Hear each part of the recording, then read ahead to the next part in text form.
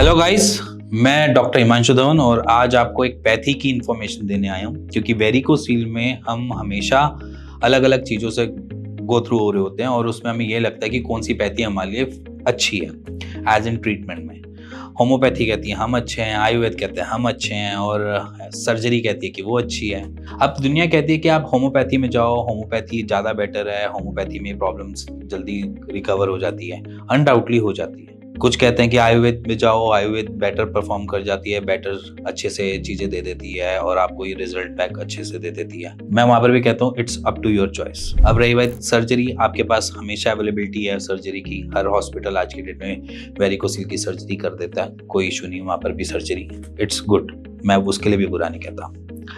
But अगर मैं बात देखी जाए, अगर मैं होम्योपैथी की बात करी जाए या आयुर्वेद की बात करी जाए, तो अगर मैं दोनों पैथी को अगर पहले मैं अलग लेता हूँ क्योंकि सर्जरी थोड़ा सा एक अलग प्रोसेस हो जाता है जहाँ पर मेडिसिन एज सच नहीं दी जाती, वहाँ पर अलग पैथी हो जाती है। अब रह गई बात यहाँ पर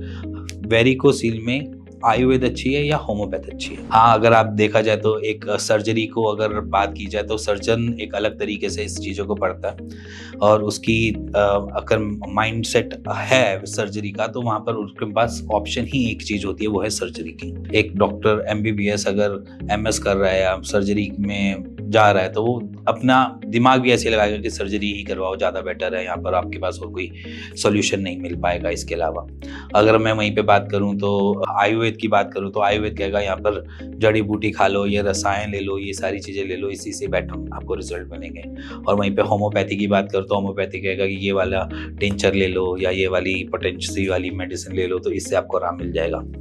तो बेसिकली सबकी पैथीज में थोड़ा थोड़ा ही डिस्क्रिप्शन है, ज़्यादा बड़ा डिस्क्रिप्शन है नहीं वेरिकोसील का।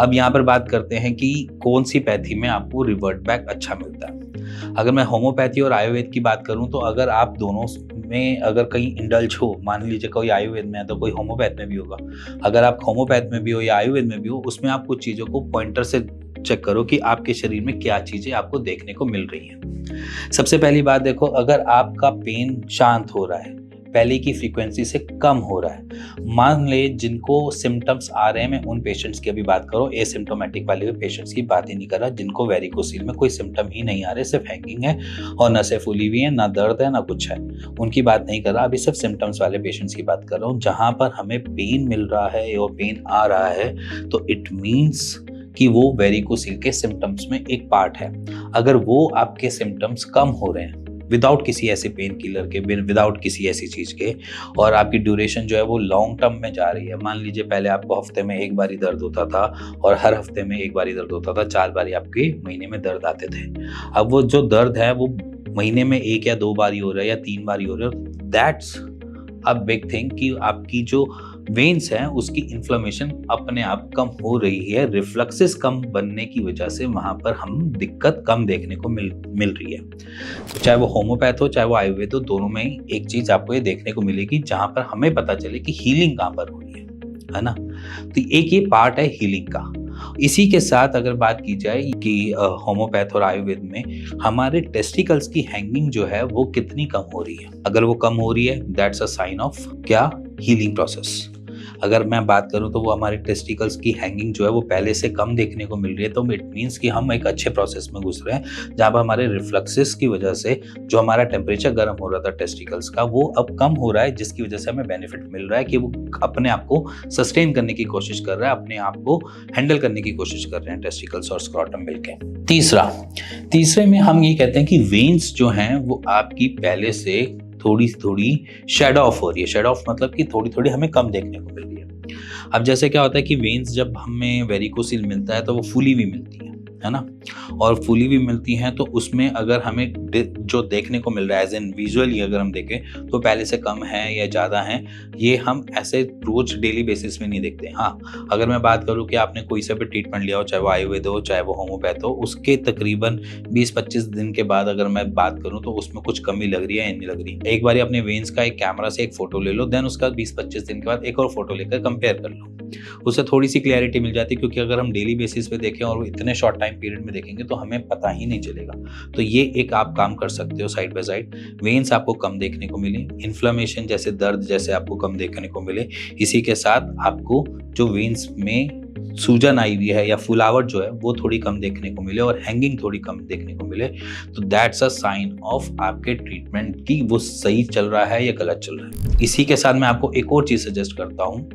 वेरिकोसील में अगर आपकी एज जो है वो 28 से अबव है, 28 ईयर से अबव है, तो अपने सीमन एनालिसिस के टेस्ट करवा कर भी आप चेक कर सकते हो वेरिकोसील इन प्रोग्रेस कैसे चल रहा है, क्योंकि बहुत सारे पेशेंट्स को infertility issues at the age of 28-29 पे ही आने को देखने को मिलता है। उससे पहले अगर वेरिकोसील डिटेक्ट भी होता है तो बहुत कम पेशेंट देखने को मिलते हैं जहां पर हम फर्टिलिटी को हैम्पर होते हुए देख रहे होते हैं। तो अगर आप 28-29 की एज पे हो तो अपना एक सीमन एनालिसिस का भी फ्रेश स्टार्ट कर लो, और उसके बाद आप कोई सा भी ट्रीटमेंट लेते हो, चाहे आयुर्वेद या होम्योपैथ या कोई भी सिद्धा, कोई सा भी आप ट्रीटमेंट लेते हो, उसके बाद एक बार अपना सीमन एनालिसिस का टेस्ट करवा लो, अनटिल अनलेस अगर उसके अंदर कोई फर्टिलिटी की मेडिसिन नहीं गई हुई। जैसे कि हम अपना नॉर्मली ट्रीटमेंट में कोई भी फर्टिलिटी की सच नहीं देते जिसमें हमें फर्टिलिटी के लिए ऐड ऑन करना पड़े। हाँ, हमारी जो मेडिकेशंस होती हैं उसके अंदर हम हेल्प करने की कोशिश करते हैं कि फर्टिलिटी हैम्पर ना हो, बट ऐसा नहीं है कि हम आपको सप्लीमेंटेशन या कोई भी ऐसी चीज़ें दे रहे हैं जिसकी वजह से सीमन एनालिसिस की रिपोर्ट अच्छी है। तो कोशिश करना, कहीं से भी ट्रीटमेंट ले रहे हो, अपनी सीमन एनालिसिस की एक नॉर्मल रिपोर्ट करवा लो, उससे क्लियर भी मिलता रहेगा आपको कि भैया मैं बेटर पोजीशन में हूँ या नहीं, और इसके साथ साथ अगर कोई इशू आ रहे होंगे तो वो हैंडल करने के ऊपर काम कर लेगा, कि आपकी फर्टिलिटी कहीं पे भी हैम्पर हो रही होगी तो वहां पर वो काम कर लेगा। एज इन डॉक्टर आपको कुछ ना कुछ वहाँ पे मेडिकेशन ऐड कर देगा या कुछ ना कुछ आपको समझा देगा कि क्या खाने में लेना है, क्या नहीं लेना है, डाइट बता देगा या कुछ भी ऐसी चीज़ें आपको थोड़ी सी क्लियर कर देगा। इसी के साथ ये कुछ चीज़ें होती हैं जिसको हम खुद चेक कर सकते हैं एज इन पेशेंट बन के,